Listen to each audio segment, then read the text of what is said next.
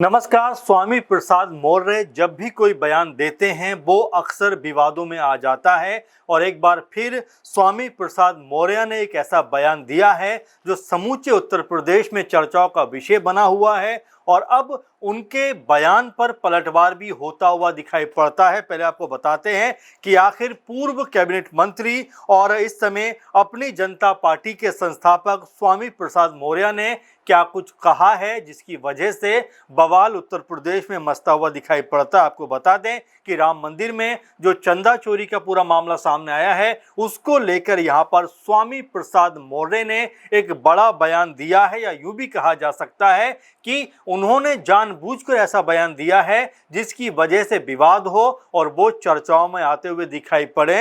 अब उनका बयान जो है वो आपको बताते हैं और दरअसल उन्होंने कहा है कि लुटेरे करोड़ों रुपए राम मंदिर से लूट के ले गए, भगवान राम उन लुटेरों को सजा तक नहीं दे सके। जब भगवान राम ये सब नहीं रोक पाए तो आपका भला क्या करेंगे। यानी कि जिस तरीके से इस पूरे मामले के ऊपर भगवान राम को लेकर जो बयान दिया है मौर्य ने, वो लगातार अब विवादों में फंसता हुआ और कहीं ना कहीं इसके ऊपर जिस तरह से तल्ख टिप्पणियां निकलकर सामने आ रही हैं उसको देखते हुए कहा जा सकता है कि स्वामी मौर्य का जो बयान था वो उनके लिए परेशानियों का सबब बनता हुआ दिखाई दे रहा है। अब इस बयान के ऊपर जो पलटवार हुआ है वो अपने आप में जोरदार पलटवार कहा जा सकता है। अब ऐसे में जो स्वामी मौर्य के बयान पर महामंडलेश्वर जो हैं जो विष्णु दास, उन्होंने इस पूरे मामले पर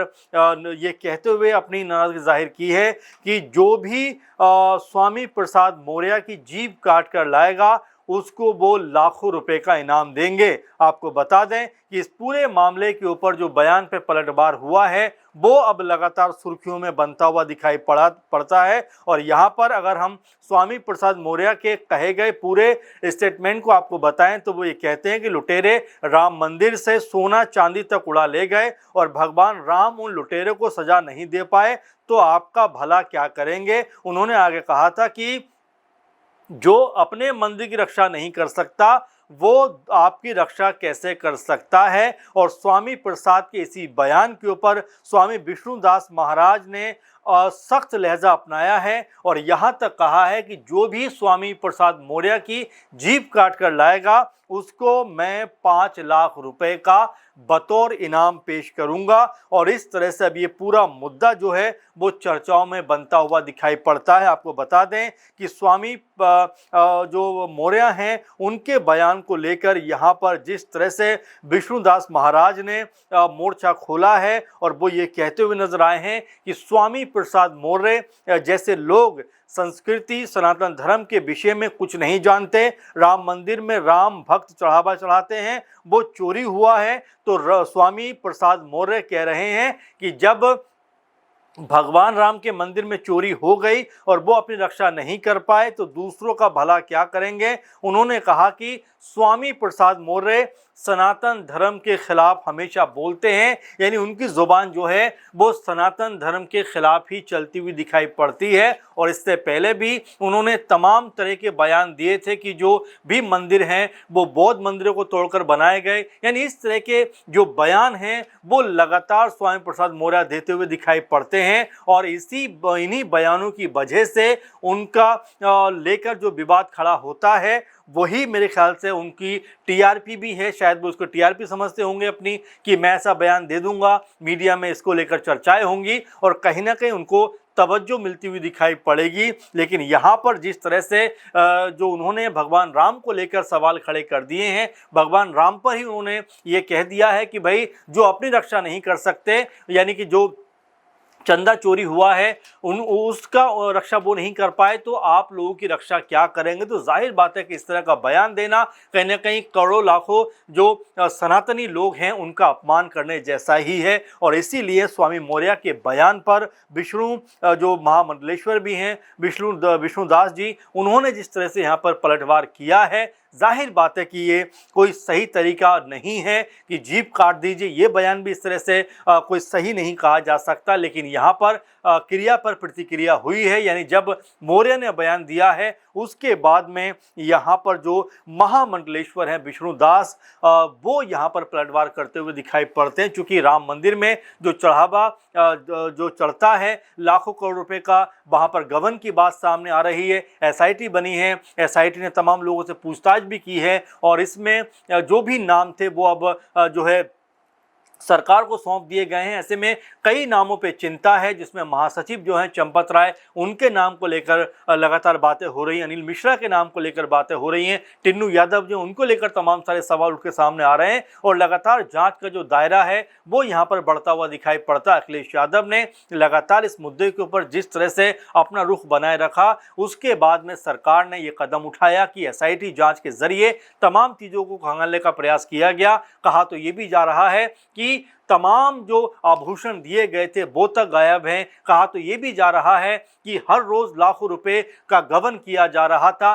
कई रिपोर्ट में तो इस गबन की जो कह सकते हैं कि जो राशि है वो 1400-1500 करोड़ तक बताई गई। हालांकि इसकी पुष्टि अभी तक नहीं हुई है, लेकिन अंदाजे के तौर पर लोग इस तरह की बातें करते हुए दिखाई पड़ते हैं। और जब इतनी बड़ी लूट हुई उसको लेकर तमाम जो लोग थे वो यही कहते हुए नजर आए कि आखिर ऐसे लोगों को राम मंदिर के ट्रस्ट की जिम्मेदारी क्यों दी गई, जो जिनका जो कह सकते हैं कि जो रवैया था वो कहीं भी कोई ठीक नज़र नहीं आया। पहले बैंकों के अधिकारी के बारे में कहा गया, कभी किसी के बारे में कहा गया, कभी सीसीटीवी फुटेज गायब होने की बात कही गई। तो इस तरह के तमाम सारे मसले उठते हुए दिखाई पड़े। लेकिन अब इस पूरे मामले के ऊपर जिस तरह बयानबाजी हो रही है और जिस तरह तमाम लोग इस मुद्दे पर अपने भी राय रखते हुए दिखाई पड़ते हैं, ऐसे में स्वामी प्रसाद मौर्य ने जब इस मुद्दे पर अपनी बात को रखा तो जाहिर बात है कि वो कहीं ना कहीं विवादों में फंसता हुआ दिखाई पड़ा। क्योंकि जिस तरह से उन्होंने इसके ऊपर अपना रुख रखा, जिस तरह से अपना बयान दर्ज कराया,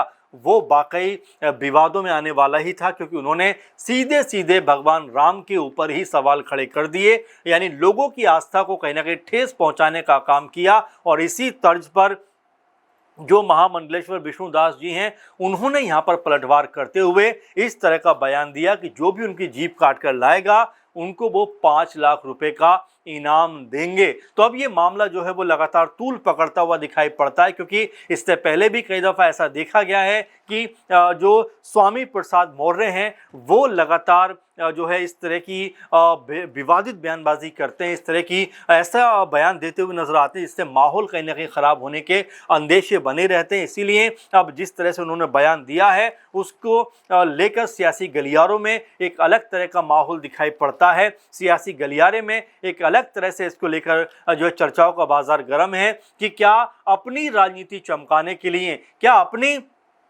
जो है अपने आप को तवज्जो दिलाने के लिए क्या इस तरह की बयानबाजी की जानी चाहिए, क्या इस तरह की बातों को सामने रखा जाना चाहिए। अगर इस पूरे मुद्दे पर स्वामी प्रसाद मौर्य को कोई बात रखनी भी थी तो कुछ और ढंग से रख सकते थे, आलोचना कर सकते थे।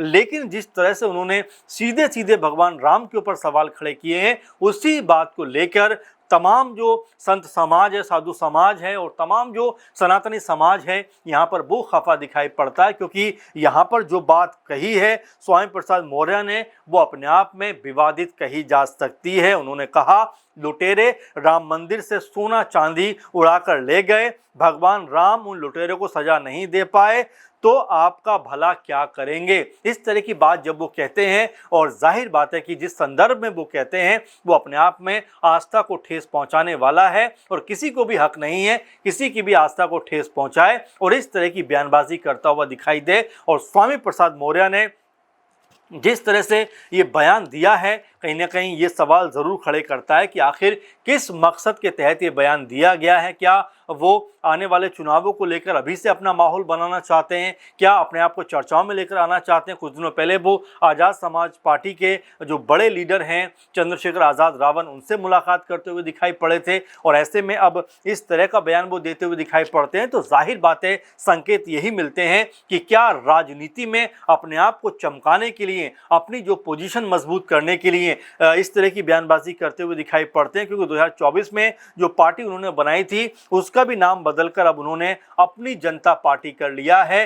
तो क्या इन चुनावों में एक नए रूप रंग में वो सामने आने वाले हैं, ये सवाल कहीं ना कहीं उठ के सामने आता है। और साथ में ये भी अपने आप में बात निकलकर सामने आती है कि क्या सिर्फ विवादित बयानबाजियों के जरिए ही वो तवज्जो पाना चाहते हैं, क्या इस तरह की उलझुल बयानबाजी के जरिए वो लोगों के बीच में अपने आप को लेकर जाना चाहते हैं। और जाहिर बात है, किसी के भी धर्म आस्था को लेकर इस तरह से बयान देना, ठेस पहुंचाना कहीं से भी कोई तर्क संगत बात नहीं लगी है। बिल्कुल भी इसको जो है एक्सेप्ट नहीं किया जा सकता। इसीलिए तमाम जो संत समाज है, सनातनी समाज है, वो इस बयान के ऊपर खफा दिखाई पड़ता है। ऐसे में इस बयान को लेकर आपका क्या सोचना है, क्या नज़रिया आपका है, ज़रूर बताइए। और हमारे प्रोग्रामों को लेकर अपना सुझाव, अपना विचार ज़रूर आप देते रहिए। फिलहाल के कार्यक्रम में बस इतना ही। आपसे फिर मुलाकात होगी ऐसे किसी खास कार्यक्रम के साथ में। अभी अनुमति दीजिए, आपसे फिर मिलेंगे। नमस्कार।